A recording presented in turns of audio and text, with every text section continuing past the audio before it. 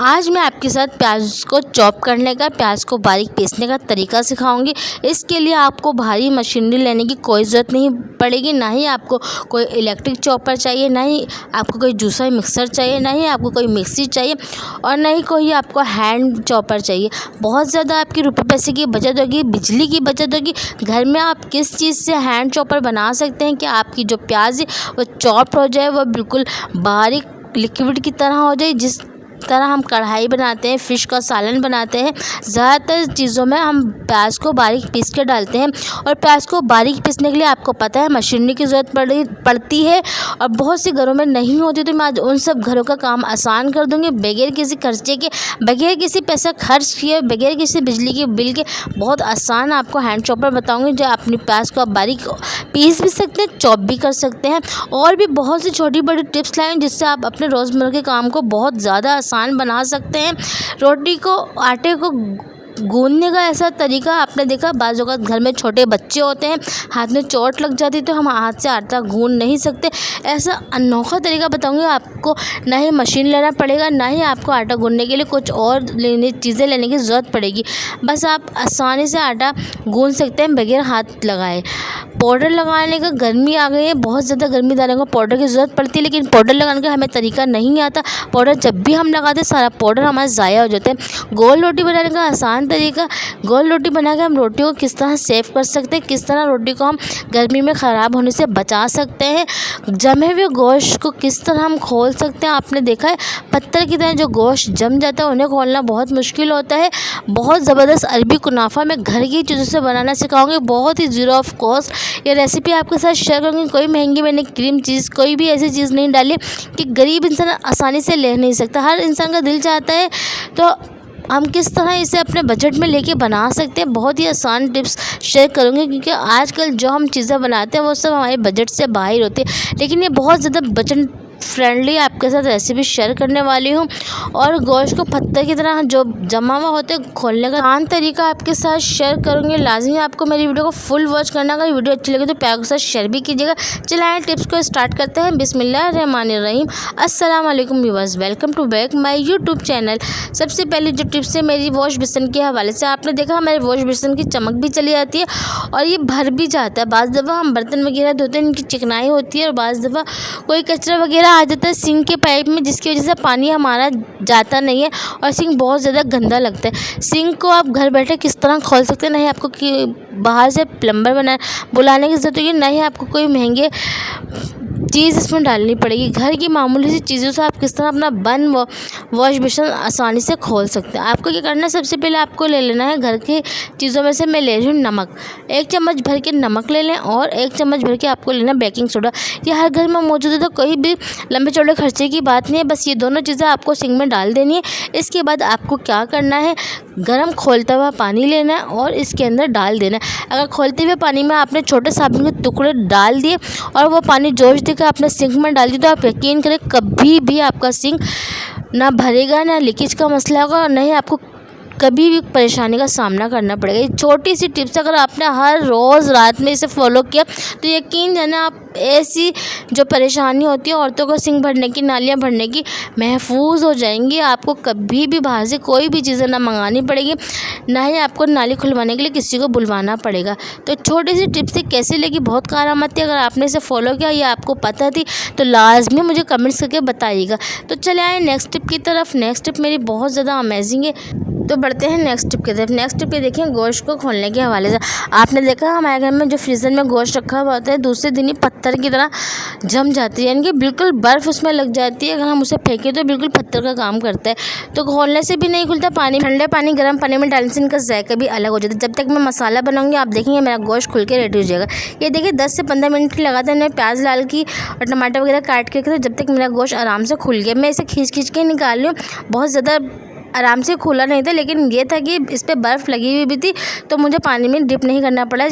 Dip करने से पूरा जायका इसका ख़राब हो जाता है। मैंने इसे आसानी से अलग कर लिया, नमक लगे हुए गोश्त आसानी से अलग हो जाता है। इससे अच्छे से वॉश कीजिए, आपके सालन में बिल्कुल भी नमक तेज़ नहीं होगा और आसानी से पका लीजिए। इसमें देखें अभी भी बर्फ़ लगी है, मैं बाकायदा आपको दिखा रही हूँ, बिल्कुल रियल वीडियो। अगर आपने इसे फॉलो किया तो लाजमी मुझे बताइएगा प्यारा सा कमेंट्स करके, और जिसको ये वीडियो पहले से पता थी तो वो भी मुझे लाजमी कमेंट्स करके बताइए। चले आए नेक्स्ट टिप की तरफ। नेक्स्ट टिप आपने देखा है प्याज के हवाले से होते हैं। घर में प्याज होती है, बाज़ दफ़ा हमें सालन बनाना पड़ता है, वो भी प्याज को पीस के, प्याज को चॉप करके। तो ये दोनों जो काम होते हैं वो मशीनरी के ज़रिए होता है, चाहे इलेक्ट्रिक चॉपर हो चाहे हैंड चॉपर। अगर घर में वो दोनों ही मौजूद ना हो तो कितनी ज़्यादा परेशानी का सामना करना पड़ता है औरतों को, क्योंकि अब सिलबट्टे का ज़माना चला गया है।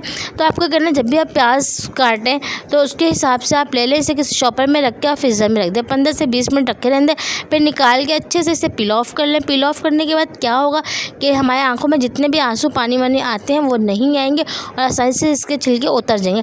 फिर हम आएंगे चॉप करने की तरफ। चॉप करने का आसान तरीका आपके साथ शेयर करूँगी, बहुत ज़्यादा मेहनत है, मुश्किल काम नहीं है। अब आपको क्या करना है, एक ले लेना है कद्दूकश, कद्दूकश बोलें ग्रेटर बोलें, कद्दूकश अगर आपके पास बड़ा वाला है जो पहले ज़माने में चलता था, देखा था अपने नानी दादियों और हमारी अम्मियों के ज़माने में चारपाई की एक सूरत होती थी, बड़ा सा होता था। जब भी घर वाले उस पर कद्दूकश करते, गाजर वगैरह उसी पे करते और हलवा वगैरह बनाते थे। तो अगर आपके पास वो नहीं है, आपके पास नए ज़माने का कद्दूकश, इसे आप ग्रेटर का नाम दे दिया गया है, तो आप इससे आसानी से प्याज ग्रेट करें। आप देखेंगे इससे इतनी ज़बरदस्त प्याज ग्रेट होगी कि आपके होश उड़ जाएंगे। बिल्कुल ऐसा लगेगा आपने किसी चॉपर में की है, चाहे हैंड चॉपर चाहे हमारे पास इलेक्ट्रिक चॉपर होता है, बिल्कुल वही काम करता है ग्रेटर। आपने कभी नोट नहीं किया होगा, क्योंकि ग्रेटर में प्याज चॉप करने का हमें कभी दिमाग में ही नहीं आया ऐसा, क्योंकि हम हर काम जल्दी का करते हैं। हमें यह पता है कि हम पोटैटो स्लाइसर जो होता है, पोटैटो पिलर जो होता है, हम उससे आसानी से प्याज़ों को स्लाइस कर सकते हैं, लेकिन हमारे दिमाग में ये नहीं है कि हम ये इस ग्रेटर से भी प्याज को ग्रेट कर सकते हैं। अब आप देखेंगे कि आपकी जो प्याज है बिल्कुल स्मूथ से एक पेस्ट बन गया है और अच्छा सा आपका सालन बन जाएगा। क्योंकि फ़िश का सालन बनाने के लिए और बहुत सारी चीज़ों का ऐसा सालन बनाने के लिए हमें प्याज़ों को पेस्ट बनाना पड़ता है। अब घर बैठे खड़े खड़े आप देखेंगे घंटों का काम मिनटों में हो गया और आपकी बिजली की बिल की भी बचत हो गई। अब आपके पास चॉपर नहीं है तो चॉपर का रोना भी ख़त्म हो गया, काम बहुत आसान हो जाता है। यही होता है कि आपने अगर टिप्स के चैनल देखे तो आपके काम बहुत आसान और इजी हो जाते हैं। आप देखिए मैं आपके सामने दिखा रही हूँ, बिल्कुल पेस्ट मेरा स्मूथ सा रेडी हो चुका। आपको जितनी भी प्याज़ों का पेस्ट बनाना है आप आराम से बना सकते हैं, बिल्कुल भी मुश्किल का सामना नहीं करना पड़ेगा। तो कैसी लगी टिप्स लाजमी मेरी। टमाटो को ग्रेट करने के लिए, टमाटो को ग्रेट करने के लिए हमें जूसर के जग का सहारा करना पड़ता है, क्योंकि चॉपर में ये होते नहीं, हर तरफ से गिरने लगते हैं। तो आपको अगर जूसर, मिक्सर, ब्लेंडर, मिक्सी किसी भी चीज़ की ज़रूरत नहीं है, ये काम भी आप ग्रेटर से बहुत अच्छे से कर सकते हैं। और ग्रेटर से काम ये आसान ये भी हो जाएगा, आपको जो छिलके वो बिल्कुल रिमूव हो जाएगा। बिल्कुल आपको मेहनत करनी पड़ेगी नहीं, टमाटर उबालने पड़ेंगे नहीं, आपको बहुत ज़्यादा अनथक मेहनत करनी पड़ेगी। आसानी से आपने ग्रेट किया और ये ग्रेट हो गया। आप चाहे तो इसे फेस पे लगाएं, चाहे तो आप इसकी कढ़ाई बनाएं। बहुत आसान और इजी तरीका है। लाइफ को इजी बनाने के लिए आपको लाजमी मेरे चैनल को वॉच करना पड़ेगा और भी बहुत सी ऐसी टिप्स लाएं जिससे आपके काम लाजमी आसान हो जाएंगे। आप देख रहे हैं इसका कितना बड़ा टमाटर अच्छे से बिल्कुल पेस्ट बन गया, स्मूथ सा उसका छिलका था रिमूव हो गया, क्योंकि हर घर में गुर्दे के पेशेंट लाजमी मौजूद है जिनको छिलके और बीज से मना किया जाता है। तो ये देखें छिलका आसानी से रिमूव हो गया। आप आसानी से अपने काम को आसान बना सकते हैं घर की चीज़ों। तो ये देखिए बहुत छोटी सी टिप्स थी लेकिन बहुत ज़्यादा ज़बरदस्त टिप्स थी और बहुत यूज़फुल टिप्स है। आप सबको ट्राई करना। चले नेक्स्ट टिप की तरफ। नेक्स्ट टिप देखिए हरी मिर्चों के हवाले से। हरी मिर्ची जब हम काटते हैं हमारे हाथ जल जाते हैं। अब हम इतनी सी हरी मिर्च को भी क्या ब्लेंडर, जूसर या मिक्सी में हम ब्लेंड करें, ये भी एक झंझट का काम है, ये भी खर्चा है बिजली का। तो आपको क्या करना है, आपके पास हरी मिर्च जितनी भी हो आप एक दफ़ा ही कटिंग कर लें। आप हमेशा इससे कटिंग बोर्ड पे रख के काटें या काउंटर पे रख के काटें। इस तरह आपने कटिंग कर लिया। अब लहसुन को छिलने का और पीसने का आसान तरीका बता रही हूँ। आपको क्या करना है, लहसुन को आसान से इसकी जो बंच होता है खोल लीजिए और इसे दोनों उंगली और अंगूठे के बीच में आके पुश करें तो इसका छिलका आसानी से निकल जाएगा। बहुत करीब से आपको दिखा रही हूँ, आप देख रहे हैं। आप लाजमी अपने ढेर को इस तरह से पील ऑफ कर सकते हैं। अब आपको ले लेनी है एक साफ़ सुथरी शॉपर, हर घर में मौजूद होती है। आसानी से इसमें रखकर किसी भी बेलन, किसी भी कुंडी से, किसी भी चीज़ से इसे कूट लिया। आप देखेंगे आपकी ना इमाम दस्ता गंदा हुआ, ना सिलबट्टा गंदा हुआ, ना ही चॉपर गंदा हुआ, ना ही मिक्सी गंदी, ना ही बिजली का बिल बना। हरी मिर्ची भी देखिए मैंने फ्रेश कूटी। फ्रेश हरी मिर्ची की जो बात होती है वो पीस के रखी हुई फ्रिज में नहीं होती। दोनों चीज़ें मैंने अच्छे से पीस ली हैं। मैं मोटा मोटा कूट के ही सालन वगैरह में डालती हूँ, चॉप किया हुआ। अगर आपको बारीक पीसना तो ये देखिए मैंने थोड़ी देर और कुंडी चलाई तो ये आसानी से बारीक हो गया। आप बेलन से, बट्टे से, किसी भी लकड़ी से कूट सकते हैं, आसानी से आपका पेस्ट बन गया। अगर आप हफ्ते भर के लिए बनाना चाहते हो तो आप ज़्यादा शॉपर में डाल के पीस सकते हैं। बिल्कुल देखिए स्मूथ सा बन के रेडी हुआ। इस तरह मैं अपना पूरा सालन रेडी कर लूँगी, प्याज, टमाटर, हरी मिर्च, अदरक, लहसुन से। तो कैसी लगी टिप्स लाजमी बताइएगा। चला है नेक्स्ट टिप की तरफ। नेक्स्ट टिप देखिए मेरी रोटियों के हवाले से। आपने देखा रोटियाँ बनाना तो बहुत आसान है, लेकिन तवे पर डालना बहुत ज़्यादा मुश्किल काम है। तो तवे पर रोटी डालने का आसान तरीका आपके साथ शेयर करने वाले हैं। क्या करना है आपको, जिस तरह आप आटा गूंथते हैं, गूंथ लिया, पेड़े बना लिया और इसे बेल लिया। बेलने के बाद जिस तरह मैंने रोटी को बेल ली उसी तरह आपको बेल लेना है। और बेल के जब आप इसे काउंटर पे फैलाएंगे तो इसके बीच में आपको क्या करना है, बेलन को रख लेना है। बेलन रखने का तरीका बहुत ही आसान है, इससे आपकी रोटी चिपकेगी भी नहीं और तवे पे भी आसानी से डल जाएगी। देखिए एक तरफ से रोटी पलटी, दूसरी तरफ से पलटी। अब ये बेलन उठा के मैंने गरम तवे पे रख दिया। देखिए क्योंकि ये उठा हुआ होता है, हमारा हाथ बिल्कुल भी नहीं जलता। अब मैंने रोटी को तवे पे अच्छे से फैला दिया। अब चिमटे से, मदद से उलट पलट करके रोटी को पका लूँगी। क्योंकि आपने देखा जो न्यू आने वाली हैं लड़कियां, वो बहुत मुश्किल से रोटी बनाती हैं क्योंकि उनको डर लगता है तवे पर डालते हुए हाथ जल जाता है। क्योंकि हर लड़की का जो नई बनाने वाली आती हैं किचन में लाजमी एक दफ़ा जलते ही तवा लग जाता है। इस तरह ये छोटी सी टिप्स अगर आपने ट्राई की तो इंशाल्लाह कभी आपका हाथ नहीं जलेगा। चाहे आप बिगनर लड़कियाँ आ रही हैं किचन में, उनका भी हाथ नहीं जलेगा। और आसानी से आप अपनी चिमटा से रोटियों को उलट पलट करके फुला लीजिए।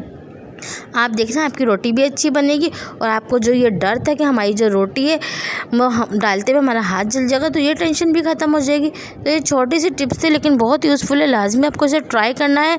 जब आपकी आदत हो जाए तो आप डायरेक्टली भी डाल सकते हैं। शुरू की बात होती है, फिर आदत इंसान की पड़ जाती है क्योंकि ये एक काम होता है जो रूटीन में करते करते फिर हमारा हाथ बैठ जाता है और हमें बहुत ज़्यादा मेहनत नहीं करनी पड़ती।